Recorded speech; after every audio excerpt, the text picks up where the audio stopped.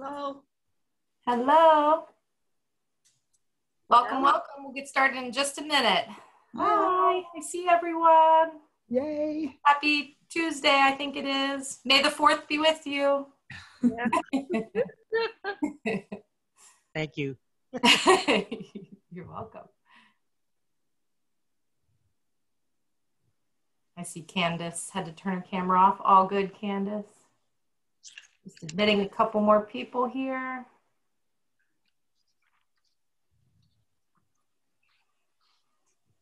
Okay. We are going to get started. So this, we are recording this session. You will not show up once the presentation has started, so on any recording, but I just wanted to put that out there that we will be recording. So, all right, I'm going to kick it off. All right, good evening. Official good evening, everyone. My name is Kara Folk, and I am Director of Alumni Engagement and Outreach with the University of Maryland Alumni Association. We're excited that you're able to join us for tonight's program, Kicking the Bucket List. It is a part of the Alumni Association's virtual event series that we hope will provide valuable programming during this unique time in our lives. Please keep a close eye on our upcoming virtual programs as we look to provide relevant content to continue to help you be successful at work and at home. Our speaker tonight is Gail Rubin, class of 1980.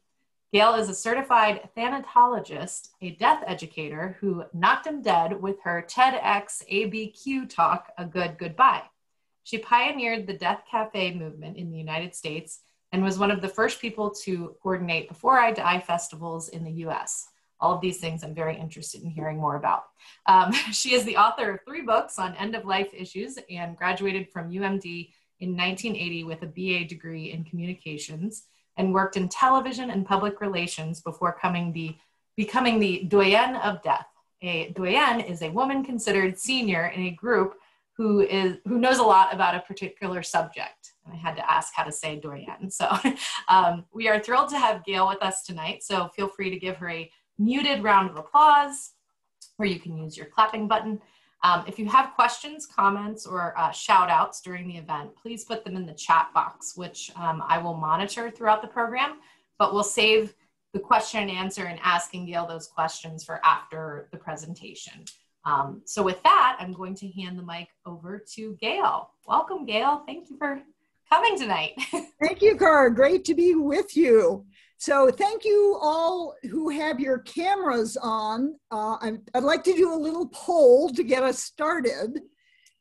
Do you think you have too much stuff around your house? Raise your hand. Okay. Do you think your partner has too much stuff around the house? Oh yeah, a lot of hands there too. Who here does not plan to die?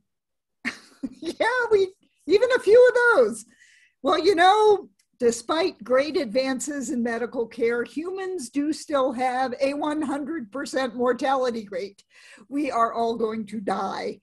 But despite that fact, less than 30% of adults do any end-of-life planning. That's wills or trusts, advanced medical directives, pre-need funeral planning, and downsizing. Oh, God.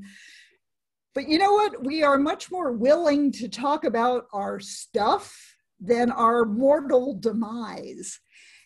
And as part of the way to get the conversation started, talking about downsizing and the history of your stuff is a good way to break the ice about a topic that a lot of people tend to avoid. As Cara mentioned, I am the Doyenne of Death, and I was not always the Doyenne of Death. But when I got married for the second time in 2000, I had a very creative Jewish Western wedding. I live in Albuquerque, New Mexico now. I've lived here for 30 years, 30 plus years.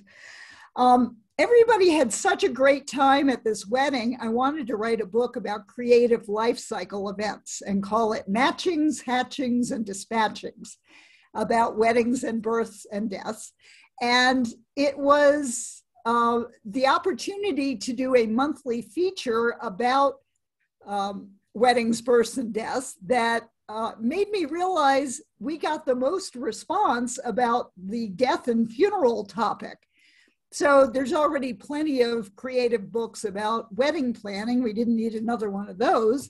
So I focused on funeral planning, and A Good Goodbye, Funeral Planning for Those Who Don't Plan to Die was my first book in this field, and it changed the course of my career. I became certified in thanatology, which is the study of death, dying, and bereavement, and also became a certified funeral celebrant. And I've done a TV series talking about these issues. I like to bring a light touch to what many consider a dark topic. So my other books are Hail and Farewell, Cremation Ceremonies, Templates, and Tips. And then, of course, what we're talking about today, Kicking the Bucket List. A local publisher here in Albuquerque approached me. They had a whole series of books called Kicking the Bucket List, 100 whatever things to do before you die related to different areas.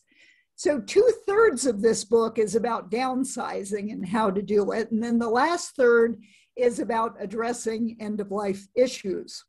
So what we're going to do tonight is go through a few of the photos from the book. It's actually a very easy to read book. It's got photos related to these issues and a couple of paragraphs and links to websites. So it's a very great resource for a number of areas related to downsizing and preparing for end of life. And I come to you tonight with real life experience dealing with my own parents' stuff. Now, my parents are 90 and 91, and they are still alive. God, I love them dearly.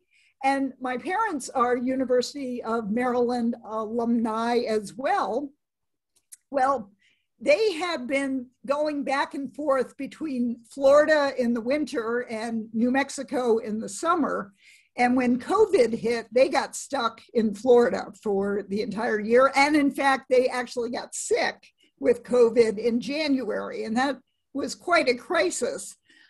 They got through it and have recovered, and now they're in an assisted living place in Florida. And as a result, they recognized they weren't coming back to New Mexico. But their house here in Albuquerque had the contents of their entire married life that they packed up and shipped out here. And that was quite a challenge to go through the papers and the photos and the personal items to set up an estate sale and sell the house. In fact, we just finished selling the house, and it has been an emotionally wrenching process. So we're going to go through some of the highlights from the book. I'll tell you a few stories about my parents' experience, or my experience dealing with my parents' stuff. And I'm going to share my screen now with you. And let's get rocking and rolling. So I've told you about my books. And number 100. So in the Kicking the Bucket List book, we start with number 100 and we end with 1. And starting out at the very beginning is the Buddha saying, release your attachments. The idea here is that attachments are at the root of all suffering. And I can tell you for sure that this happens with attachments to objects, attachments to memories that may or may not be good ones, attachments to relationships that may or may not be good for your mental and emotional health. So the idea of releasing our attachments is to allow us to drop the baggage of the past, to avoid projecting into the future, to be fully present in this moment. Because actually this present moment is all that we really have when it comes to experiencing our lives.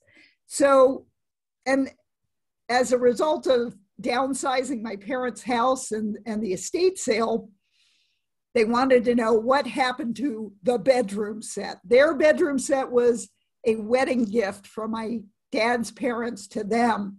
And we did wind up selling it in the estate sale. And now I'm sorry I did that. I was like, why couldn't I have taken it? It's like, but where was I going to put it in my house? So releasing those attachments, I'm hoping to be able to say, okay, just exhale it out, let it go. Think of Frozen.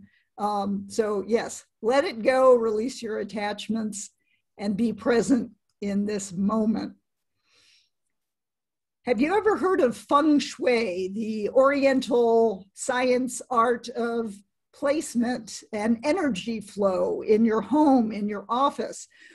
When you have a cluttered environment, it clutters your mind. It's stressful to look at piles of papers and objects that you don't use, need, or love. So the idea of clearing out the clutter enables you to not only be more stress-free, but also opens up your life to new opportunities to flow into your home and into your office. So there are a number of great reasons to get rid of stuff. Look at that drawer. Oh my God. This is an actual drawer in my home before I cleaned it, but I did use the Gail Rubin dump a drawer technique to help deal with this.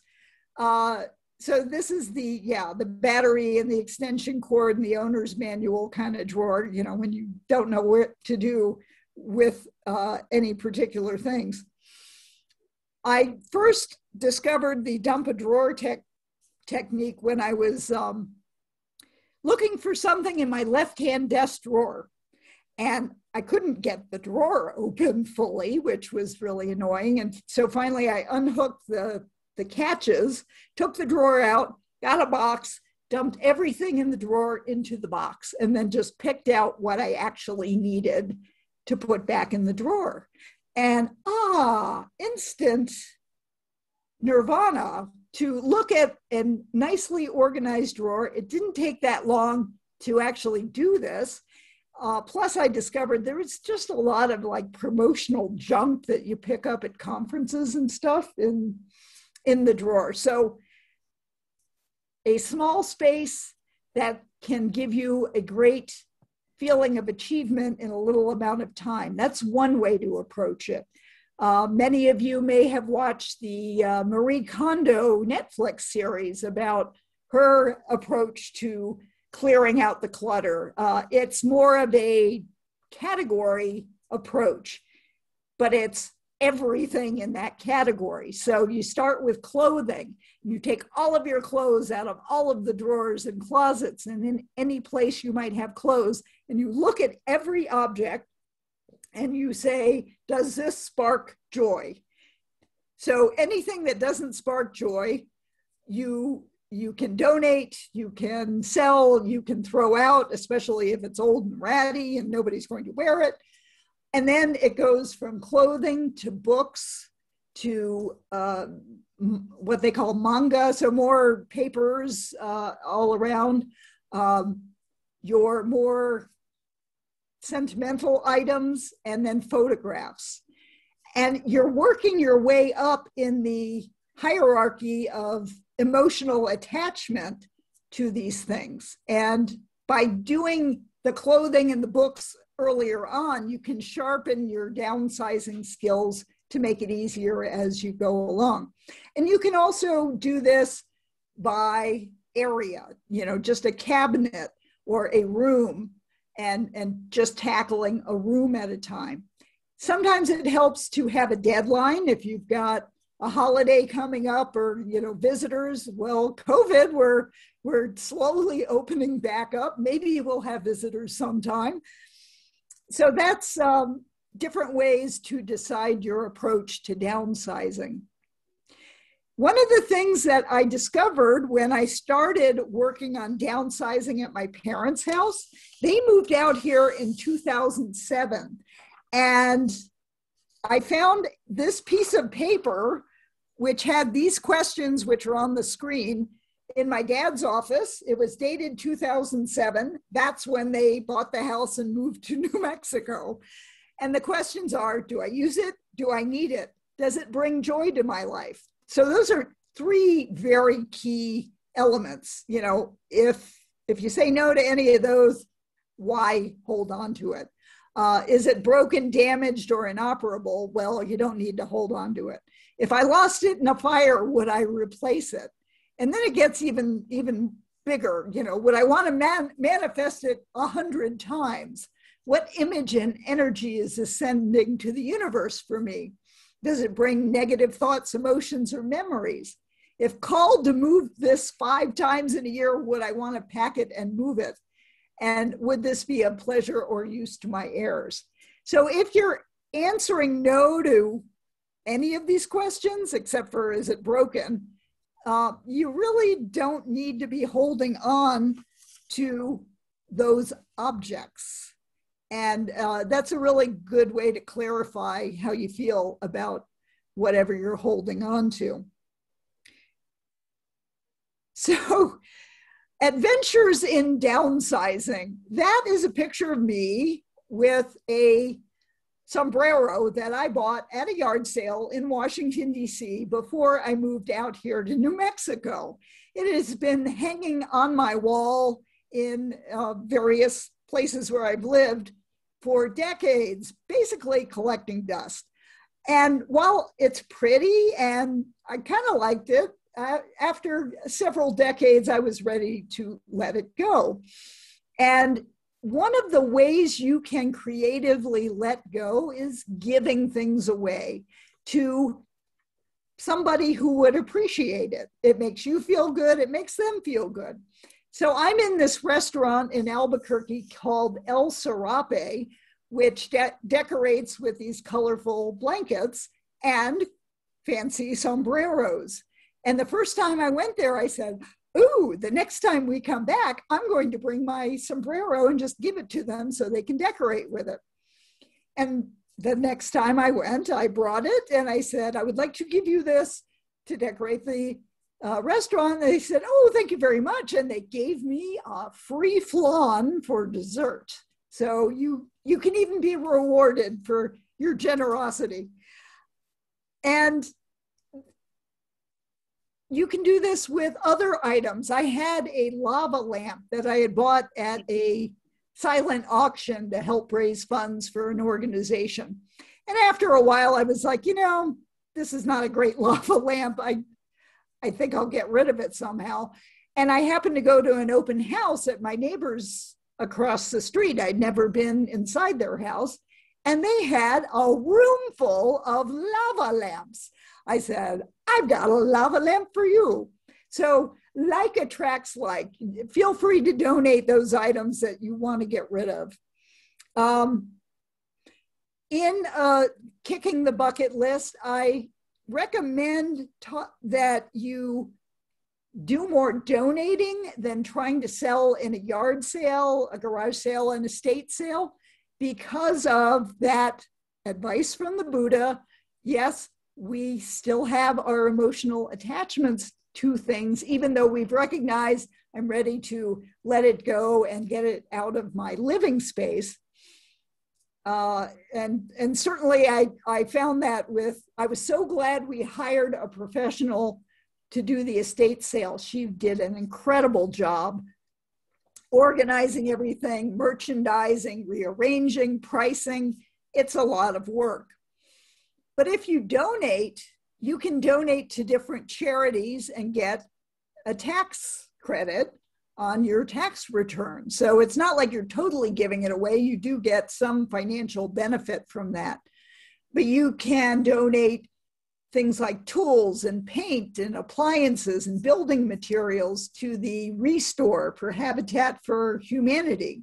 If you have a lot of old linens and towels that aren't really good for reselling in a store, you could donate to the Humane Society and they can use it for bedding for the animals. You can donate vintage clothing, or you could sell vintage clothing in one of those resale shops. But old furniture, decorative items, household goods can be used by theaters for props and costumes. So think about different ways to pass along particular items to particular organizations that could benefit from it. And of course, books. Many libraries would have organizations that will take your books and then turn around and sell them as a fundraiser for the library. So that's another option to think about. I have a video clip for you from the TV show Mike and Molly, which was on CBS for a number of years. And there was one episode where, so Molly is married to Mike, and they've moved in with Molly's mom into the house. And Molly's sister, Victoria, who does hair and makeup at a funeral home, they all go to a yoga class together regularly.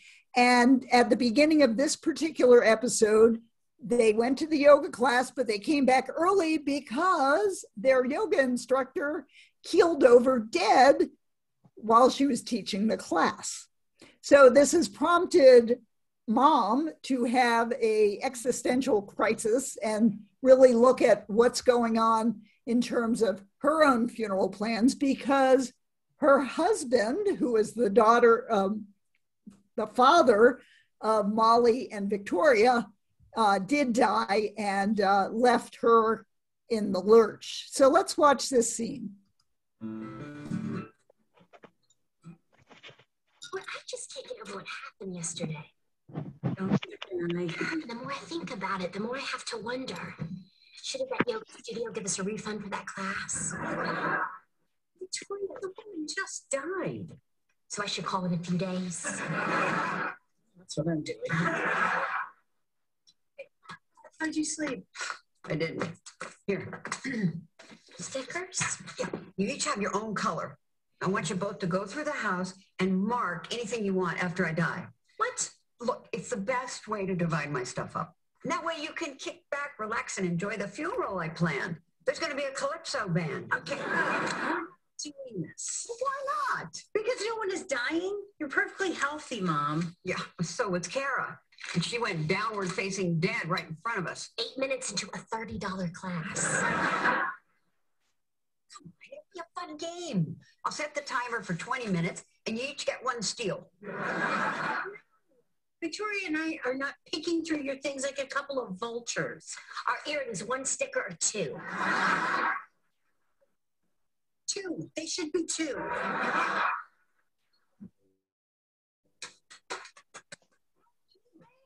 Down here. Hey! You finally making that still you've been threatening to build? Get into this damn thing.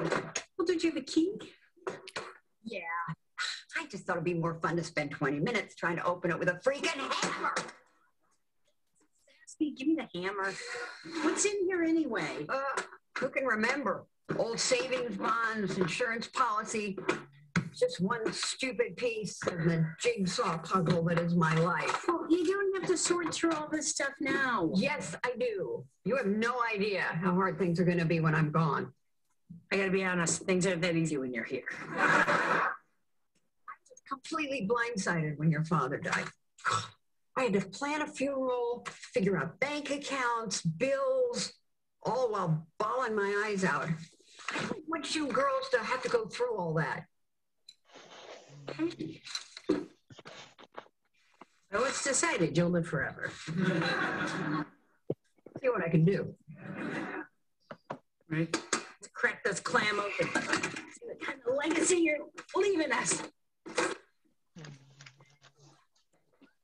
All right. Oh.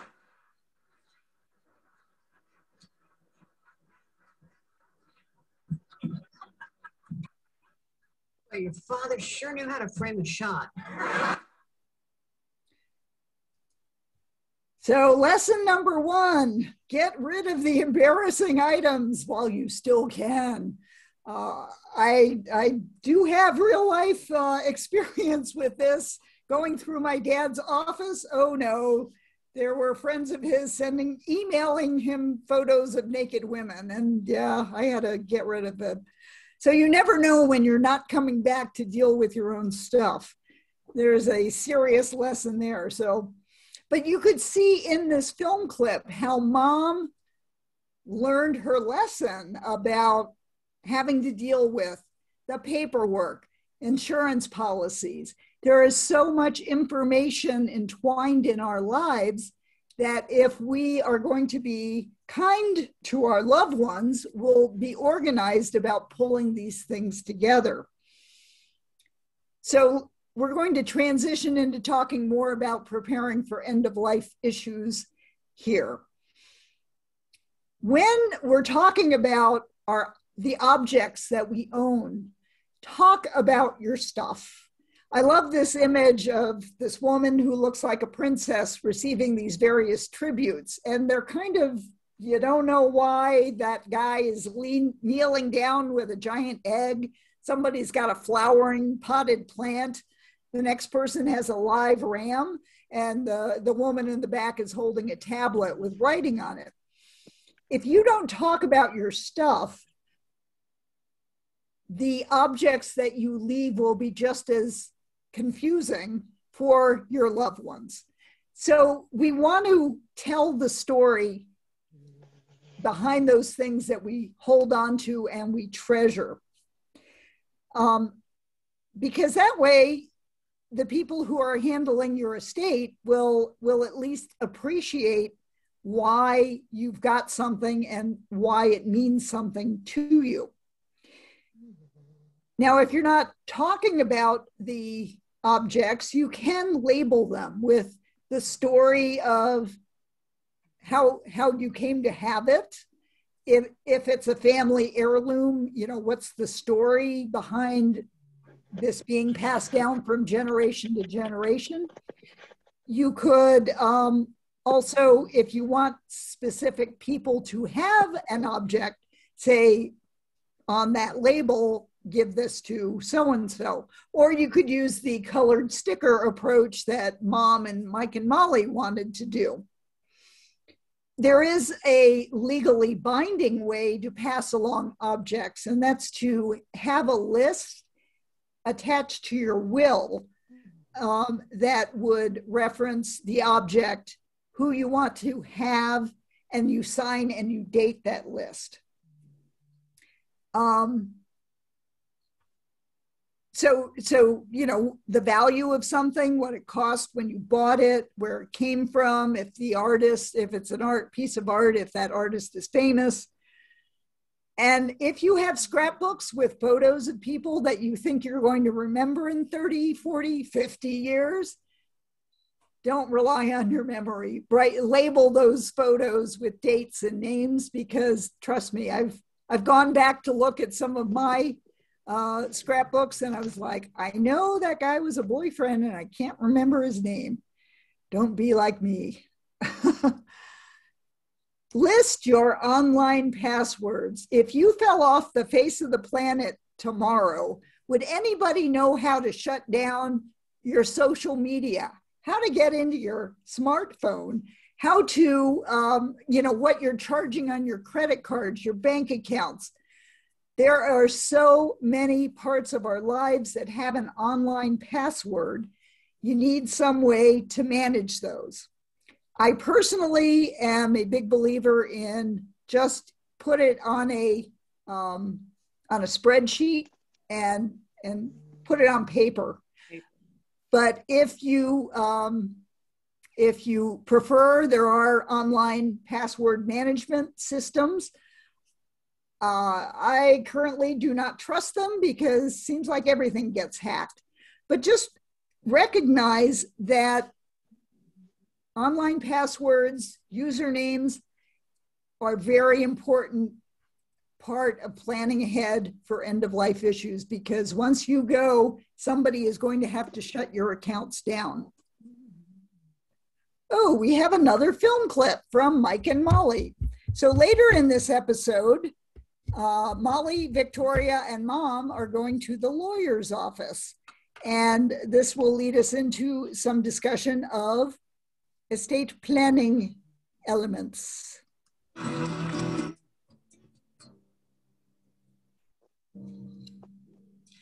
Boy, it feels weird being in a lawyer's office without a bottle of clean urine in my purse. If you're going to keep those in the fridge, could you please label them? Just so you know, once we finish with the will, there's just a few loose ends we got to tie up. Power of attorney, end of life issues. Mainly, which one of you is going to pull the plug? Mom, neither one of us is going to pull I'll the do plug. it. Nobody is going to pull the plug. She's our mother, not your curling iron. I guess just working with a dead makes me more comfortable with, like, getting him there. Mama's a little Kevorkian. So that's settled. You'll kill Mom. But we should come up with a safe word so I know when to do it. If I'm saying words, don't do it. Molly, before we go in there, there's something I want you to have, and I don't want an argument. I told you I didn't want to do this when you... Oh, Grandma's ring. She always had a special bond, and I know she'd want you to have it. Oh, I don't know what to say. Just say you'll keep it. Of course, forever. Thank you. Oh, and Victoria, you're getting the house. Okay. What?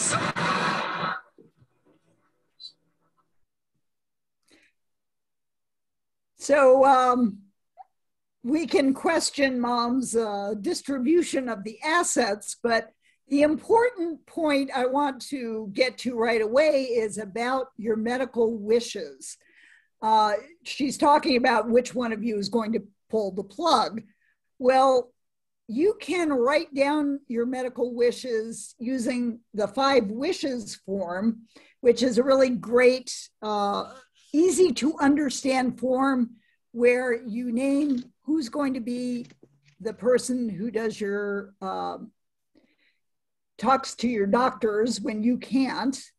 If you want to be kept alive, by all means possible, or are you ready to go gentle into that good night?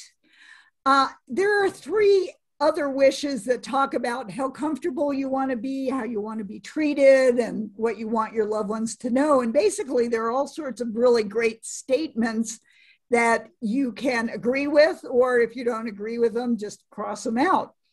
You sign it, you get a witness, depending on the state, and it can be a legally binding document. One of my favorites is, in terms of how comfortable I want to be, is I'd like to be massaged with warm oils as often as possible. Don't wait until you're dying to get a good massage. Now, if you didn't have the 5 wishes, you can still make your medical wishes known through your estate planning forms, such as the healthcare power of attorney. This is the person who would speak on your behalf to the doctors to let them know what your choices are if you're not able to speak, if you're in a coma, if you're, if you're, say you're intubated, God forbid you should get COVID and be in that position. So that person would need to know and be intimately familiar with your preferences. And you want to have a backup person, maybe a 3rd backup person in that regard. In my own personal experience, my father-in-law had been through 3 open heart surgeries in his lifetime. At the age of 82, he fell and broke his hip. And as often happens at that age, it was the beginning of a 7-week downhill slide. On his 3rd ER admission with trouble breathing, the doctor said, we can't fix this. We can admit him on palliative care and make him comfortable.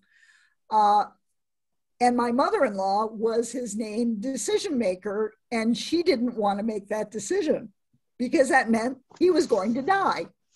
Well, the second in line was my husband and his wife, the Doyenne of Death. And we said palliative care is a really good thing. So he was admitted, and we had somebody with him for the next 7 days, and he died very peacefully with all of us around him. It was a beautiful death. We only knew he did not want heroic measures taken because he had it written in his healthcare power of attorney documents. So that is guidance for your loved ones that you really want to spell out. And it's okay to review on a regular basis. You know, you can change your mind. You can say, yeah, I want CPR. I want tube feeding, artificial hydration and nutrition. But you need to know that these are choices that your loved ones will have to make for you, and some guidance would be much appreciated. You also want to name a financial power of attorney. That would be a person who could act on your behalf to sell property or stocks, to make financial transactions when you are unable to. An example of this, a girlfriend of mine from Iowa, her father was a corn and pig farmer, and he had a brain bleed, which put him in the intensive care unit right about the time the price of corn was really high. And he wanted his daughters to sell the corn for him, but because they didn't have a financial power of attorney, they couldn't do it. Alternatively, an elderly friend of mine was in the hospital for a long time and in a rehab facility with pneumonia. But he had a woman who was able to write checks on his behalf and pay his bills, which were piling up while he was in the hospital and the rehab facility. Whoops, we backed up. So, and one thing to know, financial power of attorney dies when you die. And then it becomes the job of your executor to carry out closing down your estate. I love this picture of the little kid in the big chair because a lot of people think, well, I should just make one of my children my executor. Well, you need to have certain skills to be a good executor. You need to be organized. That person is a fiduciary. They're acting on your behalf financially. So you want them acting in your best interest. Not everybody's children, are the best candidates to be executors. So what do? And in fact, in my case, I have no children. So what do? One of your options is to talk to a trust company. Banks will have, you've heard of banks and trusts. So a trust company of a bank would either for a portion of the estate value. Somebody is not muted. Could you please mute yourself? So one of the things you could do is use the trust company to handle your affairs, and they would be named in your will as the people who would close down your estate, which can be very complicated when you're talking about assets.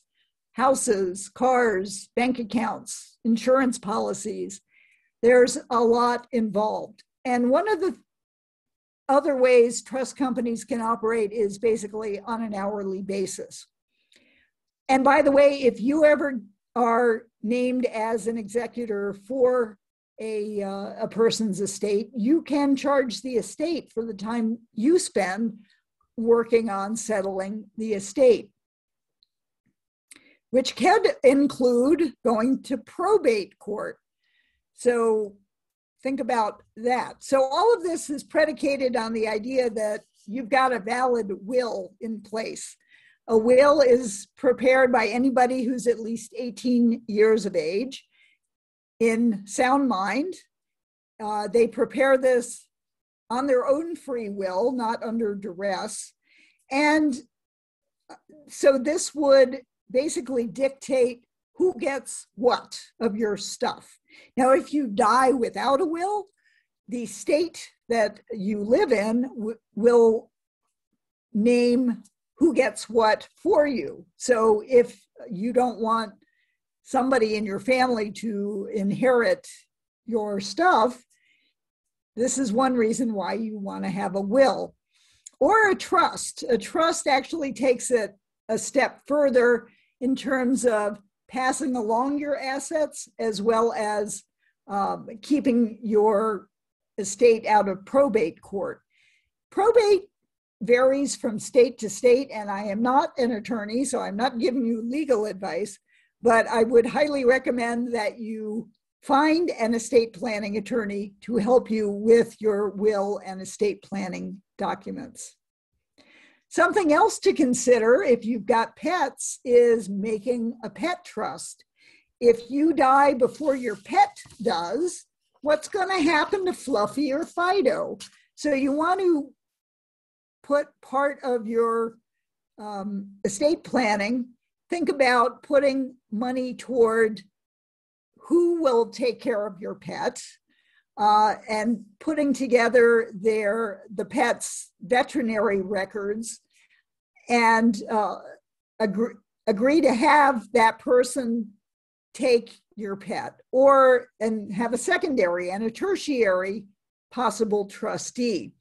In my case, my husband and I, we have 2 black cats that we adopted from the Humane Society here in New Mexico. And if we should predecease our pets, we have a generous donation to go to the Humane Society along with the cats, and they will take good care of them and probably, get them new homes. So think about your pets while you're doing your estate planning. Anybody know who this guy is? Actually, it is, yes, it's Prince, yes, but it's actually a Madame Tussauds wax museum picture of Prince. This guy is a cautionary tale in estate planning. He died at the age of 57. He makes millions of dollars in royalty income every year, not only from his music, but also from real estate investments. And, maybe you've got real estate investments. Maybe you're a published author and you get royalties every month or every year. Maybe you have oil and gas leases that generate royalties. So think about what income is coming in and would continue to come in after your demise and figure out how that would be addressed in your estate planning. Now, most people would know who this guy is, Albert Einstein. You can bet he didn't have to write his own obituary, but us mere mortals who may not have as many accomplishments that are as well known as Albert Einstein might want to write down what we're all about in your own words. Beyond the spouse, the kids, where you went to school, Maryland, woohoo, but what you did for a living. Some of the best obituaries that go viral on the internet expose the true nature of the person. They're funny, they're upbeat, and you want your life story told in the way you want to. So think about taking some time, maybe writing your life story in 500 words or less or more. There are many ways to characterize what you have contributed to humanity and society. One thing I would caution you about, though, is putting too much information into an obituary. You actually want to avoid some details which would open your ID up for ID theft. So even though you could say you went to the University of Maryland, you might want to not say exactly where you were born or exactly what day you were born or what day you died, or your mother's maiden name, because ID thieves can take some of those details and create a new ID. And even though you're dead, your credit would be ruined. And it would be a real headache for your loved ones. So a few details to avoid in obituaries. Shop before you drop.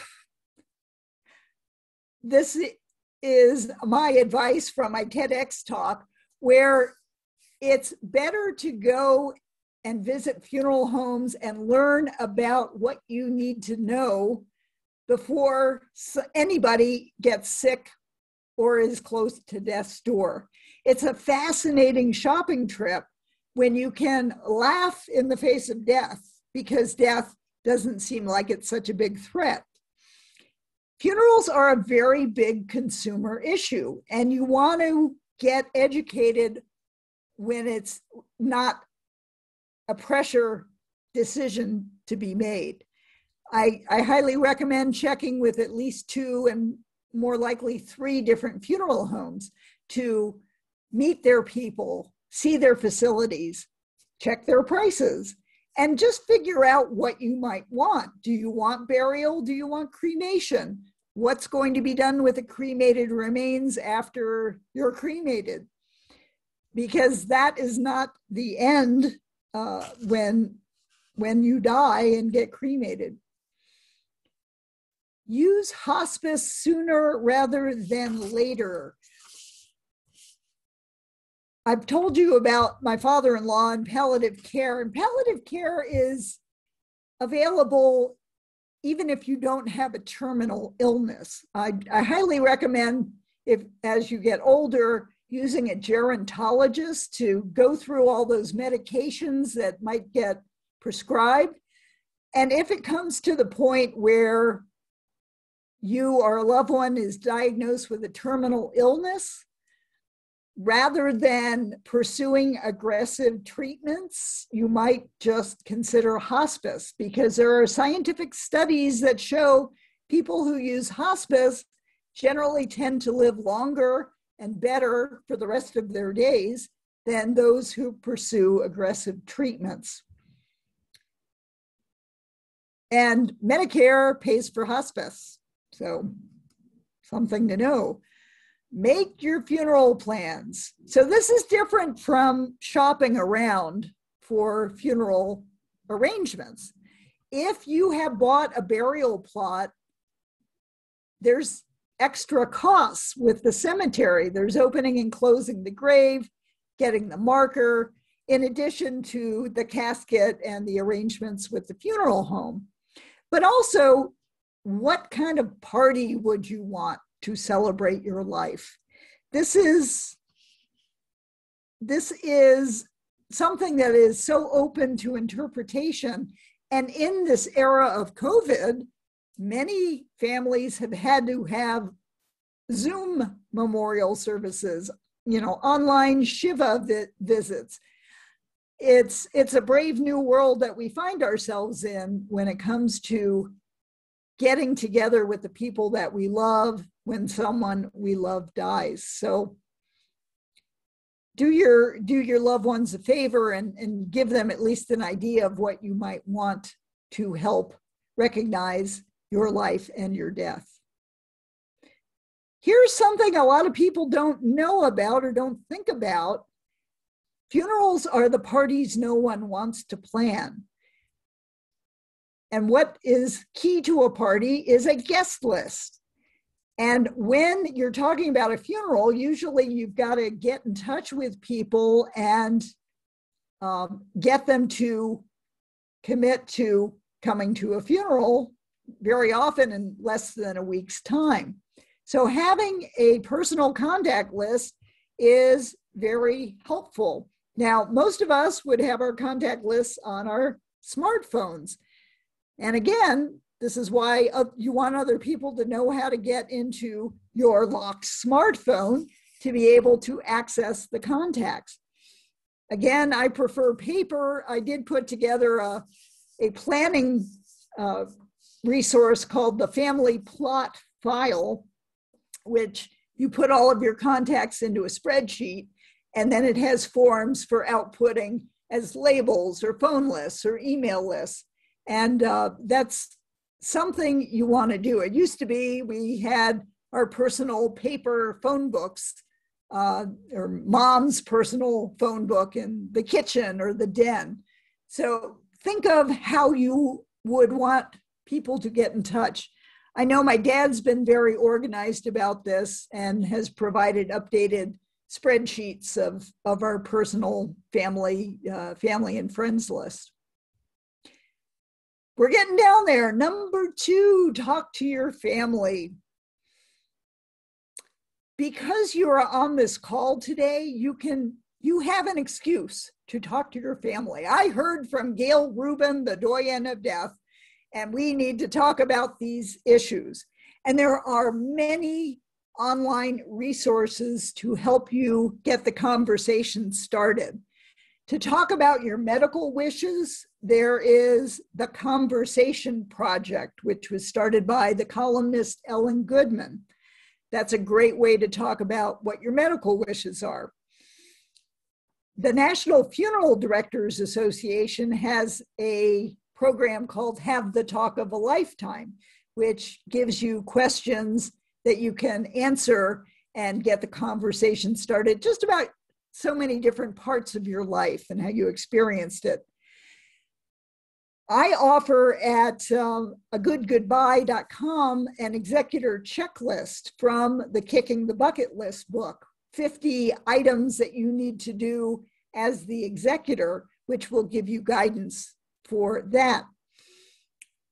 We also mentioned at the beginning death cafes. These are opportunities for people to come together and just have a conversation about what's on your hearts or minds about mortality issues. And this was started in 2011 in England. Now that we're in pandemic times, since last March, I've been doing the Death Cafe monthly online. And you're welcome to join me if you'd like to send me an email, Gail, G-A-I-L, @agoodgoodbye.com. I will get you information for joining in our monthly Death Cafes. And if you're looking down the road, I also did the Before I Die New Mexico Festival, which is an opportunity to learn about a whole host of end-of-life issues and have some fun in the process. Last year, it was totally online. This year, we'll see how things go. Maybe we can do some in-person things, and it'll give you an excuse to come to New Mexico.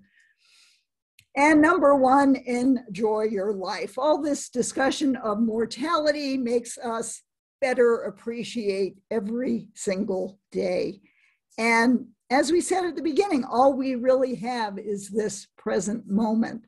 So make the most of every day. Here is my contact information. I am happy to take questions if we have a little time for Q&A. Yeah. Thank you, Gail. That was great. I definitely learned a lot.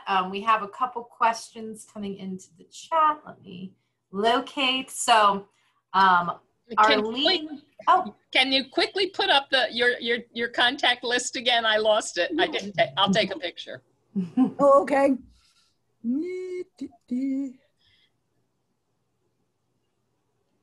There we go.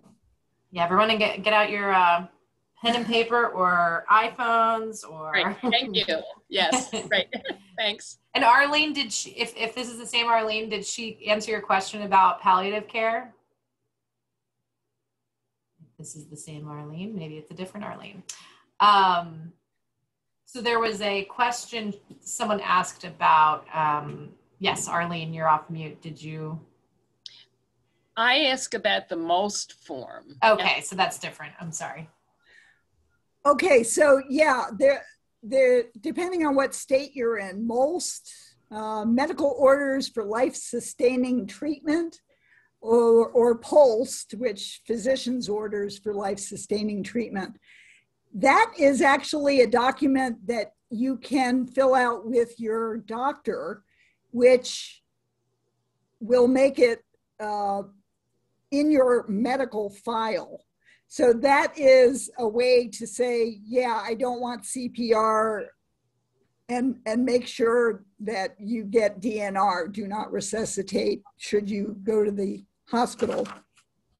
And if you are at home, It's a document you would put either on your refrigerator or have by the bedside. So when EMTs come, they have an idea of what your medical wishes are too. By the way, I meant to mention this. This is my 1981 Terrapin yearbook. When I was cleaning my parents' house out, they had 5 yearbooks from 1948 to 53, I think, or 49. There were 5 of them. And oh my God, what a time travel trip. And, you know, I didn't want to throw them out, and I doubt that anybody would have bought them in the estate sale, but your alumni association said, sure, we'll take them. So that's right. We will try to find a good space for your yearbooks for sure. So keep that in mind. Don't throw any UMD stuff away. There might be somewhere we can put it. Okay, so then the next question is from Eileen, and she says, I am single, no children. I know I can purchase a burial plot in advance, but is there a way to pay for funeral or burial services in advance so that family members would not have to pay out of pocket or wait to be reimbursed from the estate? Yes, that is the best way to take care of your own arrangements. What you want to do when you work with a funeral home and cemeteries, both will do pre-need planning. And one of the benefits of that is that generally they will lock in today's prices, which are always going up every single year. And you can pay over time. You can buy, what you do is you buy an insurance policy that will pay the funeral home or the cemetery. And that way, should the funeral home go out of business or get bought up by a corporation, they still either have to honor the agreement because you paid for it. And if they close down, you're not out the money that you invested. You still own that insurance policy and can take it to another funeral home. They will apply the money that's in it, but you do lose the locked-in price benefit. They would charge you today's rates. Great, thank you. And then Felicia, hi Felicia, shout out to one of my Annapolis board members, former Annapolis board members, yes. Felicia, I know you. You guys go to school together? She came to the Before I Die festival. Oh, yeah. There you go. All yeah. Right, yes. So she was wondering what you think about the death positive movement and those of us modernizing the funeral industry. I think it's the best thing to happen since sliced bread. Yep. Well, and I'm a part of that. It's the idea that talking about sex won't make you pregnant, talking about funerals and end-of-life issues won't make you dead. That's my motto. And there are a number of, primarily women, which I think is kind of interesting, are taking up that mantle. Felicia, you're one of them, to help get the conversation started. There's actually Michael Hebb in the state of Washington started the Death Over Dinner movement. And if you look up Death Over Dinner online, if you wanted to have a dinner party with your family or friends to talk about these issues, they offer you a toolkit on how to do that. And that's all free. It's interesting to me, I'm a baby boomer, and how the conversation is coming out of the closet as the baby boomers are gathering as the silver tsunami to getting ready to crash on mortality shore. We're all better off for having these conversations openly, honestly. You don't have to whisper about it. And certainly COVID has driven the conversation to more top of mind awareness because, we're hearing about so many deaths every single day. And we need to be prepared for it. It's a consumer issue. It's an emotional issue, but it's something we all have to deal with and get educated and talk about it. Thank you. And with just one last question, even though that sounded like the perfect way to button it up. Candace, hi Candace again. She just wanted to touch back on palliative care. I know that you talked a little bit about it, but she was just kind of clarifying, is it end of life care? I think you kind of said it was more, you could use it whenever. Well, palliative care can be used to help make a person comfortable, but it's not aggressively treating whatever the condition is that is making them ill. So and it may not necessarily kill them within 6 months. That's the framework for establishing hospice. So if someone has, a heart condition, to use palliative care to help them live better lives, but not necessarily, a surgery that's going to put them in the hospital, and that might actually kill them. So palliative care is the next step when you're looking at a chronic condition that may not necessarily kill you in the near future, but can help you feel better as you work through it. Okay, and then we have 2 more questions, and then we'll wrap it up here, and thank you for your time. Arlene asked, or she said her oldest son thinks she's being morbid.